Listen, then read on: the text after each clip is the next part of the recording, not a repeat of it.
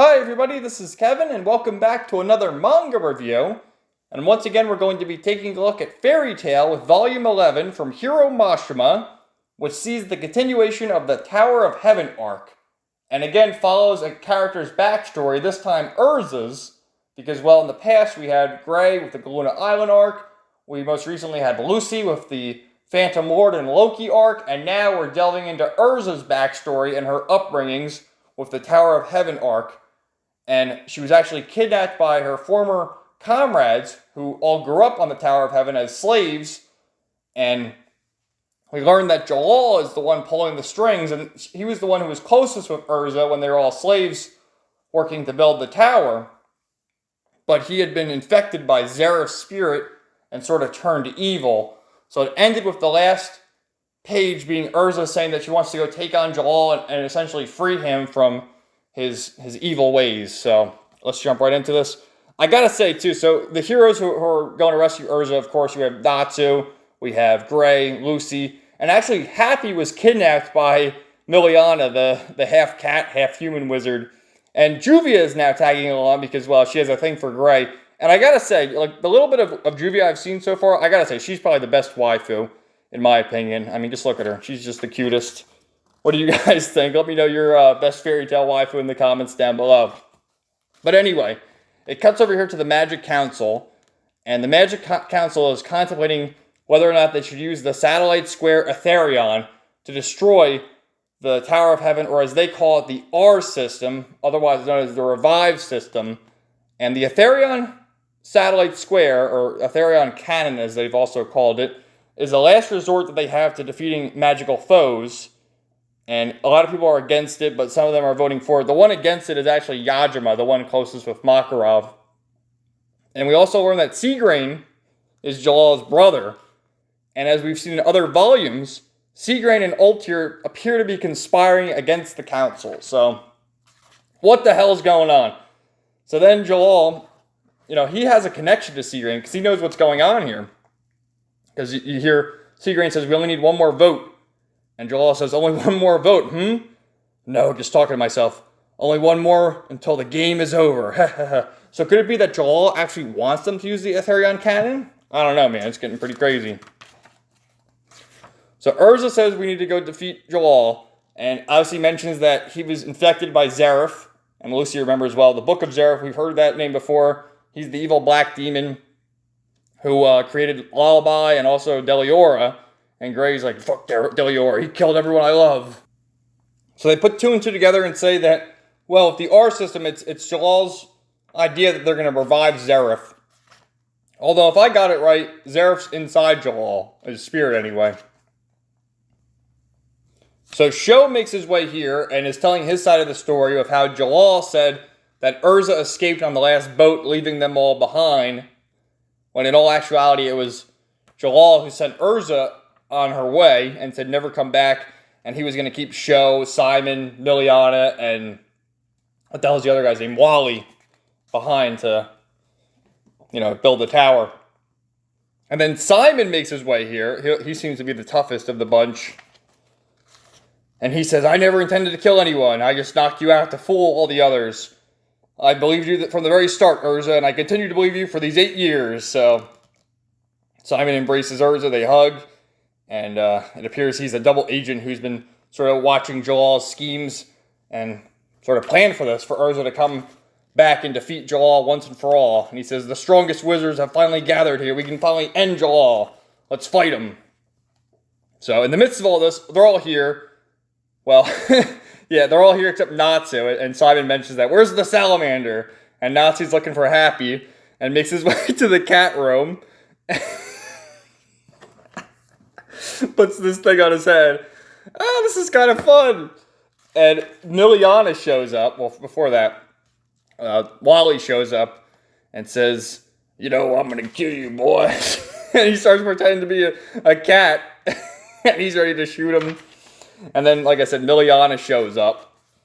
And it's like, no, don't hurt the kitty.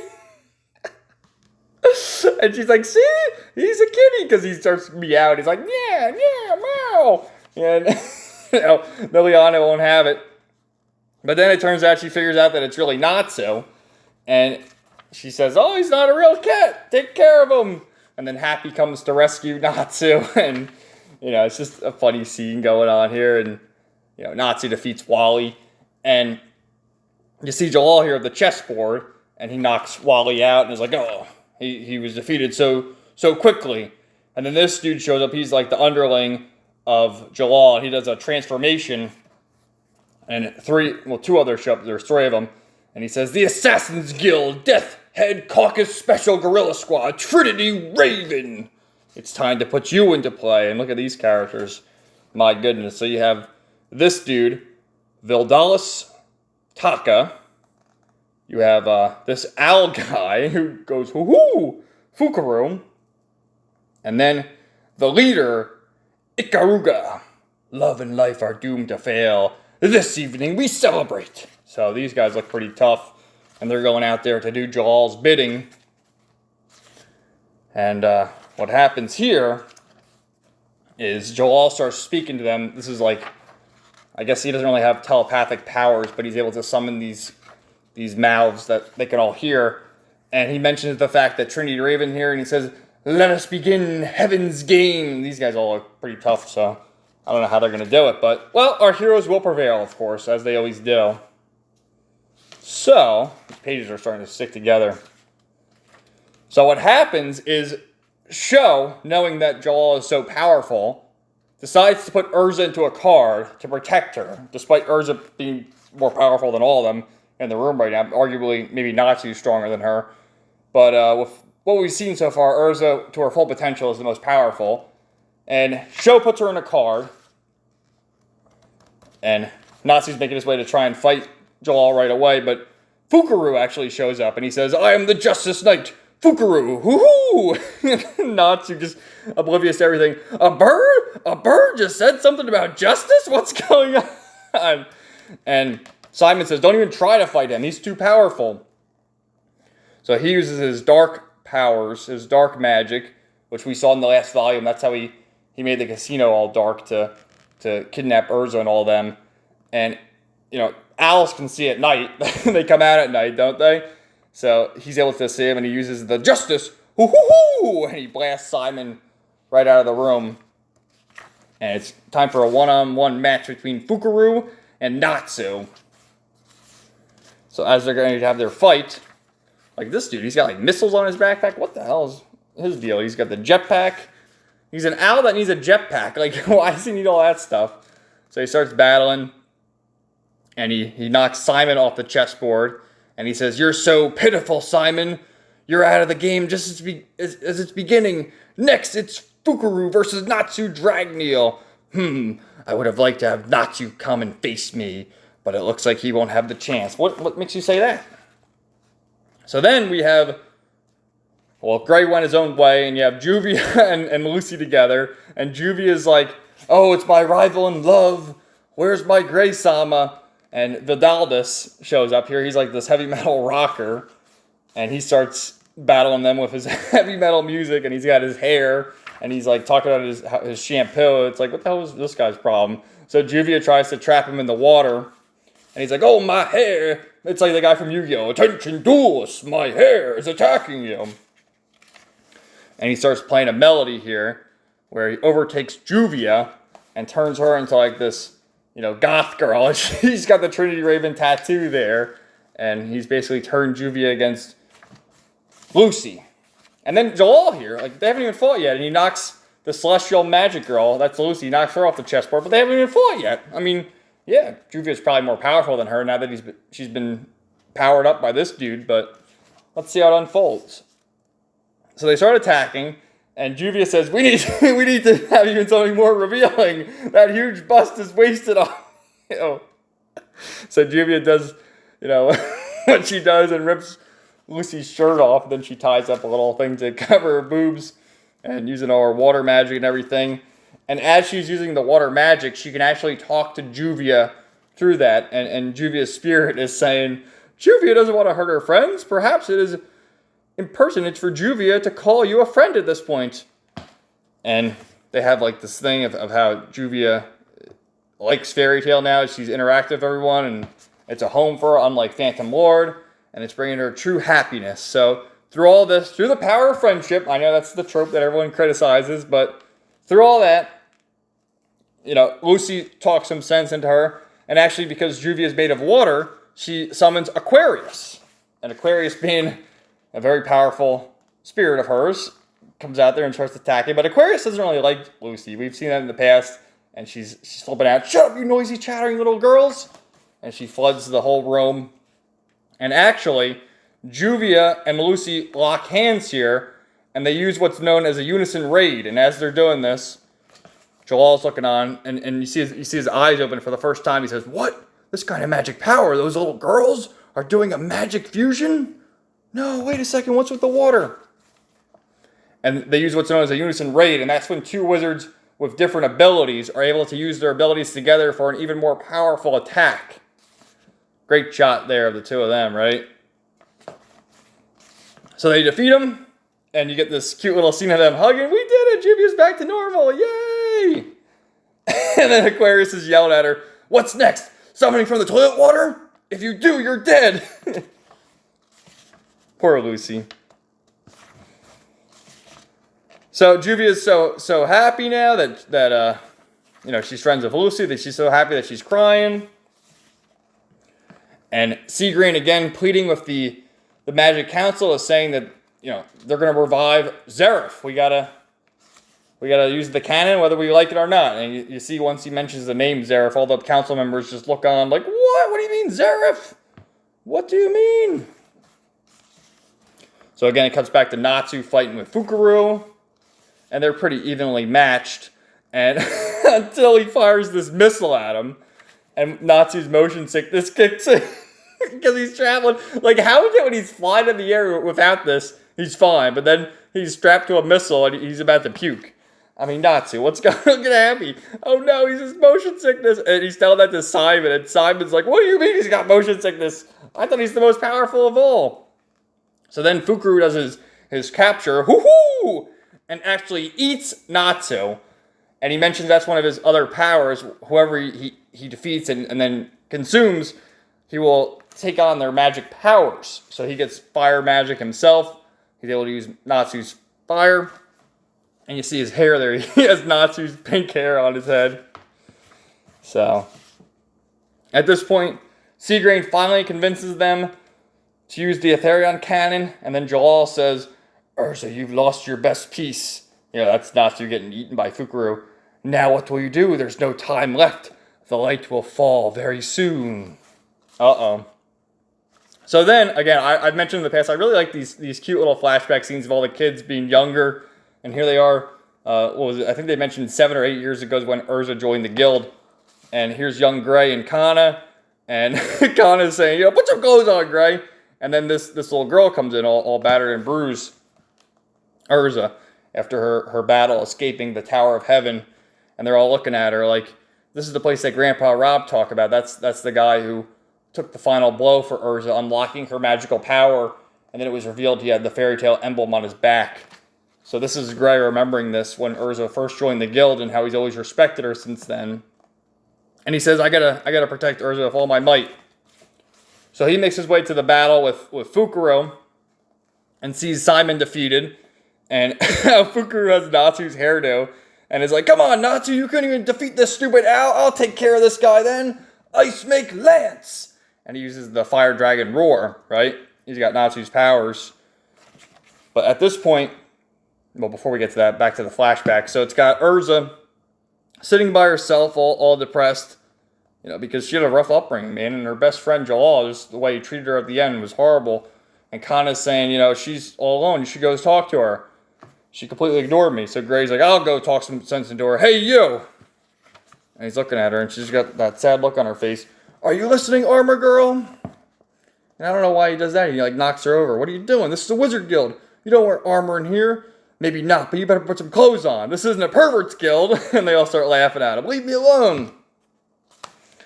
So what happens is, Gray always has a rough time fighting Natsu. They're pretty evenly matched. But this dude, he has Natsu's powers, but he doesn't know how to use them to the full potential. So he says, "That's fake fire, you freak. I'll show you real power." So Fukuro is like, oh, I better eat him then if he's this powerful. And he's getting ready to. And he's able to fight back. And again, it goes back to this flashback here where he's going up to meet Urza because Urza was pushing him around. You know, because Gray was pushing her around first, but he makes his way here to see her down by the field.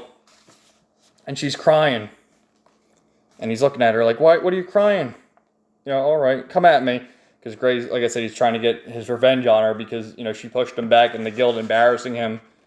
And he says, why are you always alone? She says, I like being alone. It's one with other people that I feel uneasy. Okay, but you're alone now. What are you crying for? So sad, man. So sad.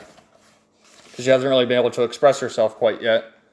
So he uses his Ice Blade 7 Slice Dance. And defeats this asshole. To which he burps up Natsu and saves the day. So then he says to Natsu, like, oh, what a weakling. I defeated him with ease. How'd you get eaten by him, Natsu? What's the deal? So again, back to the council, and like I said, you know, Altair and Seagrain are the conspirators, and she says your plan is coming to fruition. Dun dun dun.